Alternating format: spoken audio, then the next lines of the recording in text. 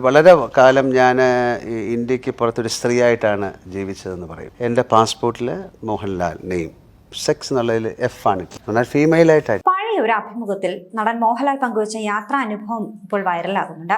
കൈരളി ടിവിക്ക് വർഷങ്ങൾക്ക് മുൻപ് നൽകിയ ഒരു അഭിമുഖത്തിലാണ് രസകരമായ ഒരു യാത്രാനുഭവം നടൻ വെളിപ്പെടുത്തുന്നത്. വളരെ കാലം സ്ത്രീയായിട്ടാണ് താൻ പുറം രാജ്യങ്ങളിൽ ജീവിച്ചതെന്നാണ് നടൻ പറയുന്നത്. അമേരിക്കൻ യാത്രാ അനുഭവങ്ങളെ കുറിച്ചുള്ള ചോദ്യത്തോട് പ്രതികരിക്കുകയായിരുന്നു മോഹൻലാൽ. കാരണം തന്റെ പാസ്പോർട്ടിൽ സെക്സ് എന്നുള്ളിടത്ത് എമ്മിന് പകരം എഫ് എന്നായിരുന്നു പ്രിന്റ് ചെയ്തിരുന്നത്. അപ്പോൾ മെയിൽ എന്നുള്ളത് മാറി ഫീമെയിലായി. അതൊരു വലിയ മിസ്റ്റേക്ക് തന്നെയാണ്, പക്ഷെ അറിയാതെ സംഭവിച്ചതാണ്. വളരെ കാലത്തിന് ശേഷം ഒരാളാണ് ആ മിസ്റ്റേക്ക് കണ്ടുപിടിക്കുന്നത്. പാസ്പോർട്ട് നോക്കിയ ശേഷം അയാൾ തന്നെയും ഒന്ന് നോക്കി, ശേഷം ഫീമെയിൽ എന്ന് പ്രിന്റ് ചെയ്തത് കാണിച്ചു തന്നു.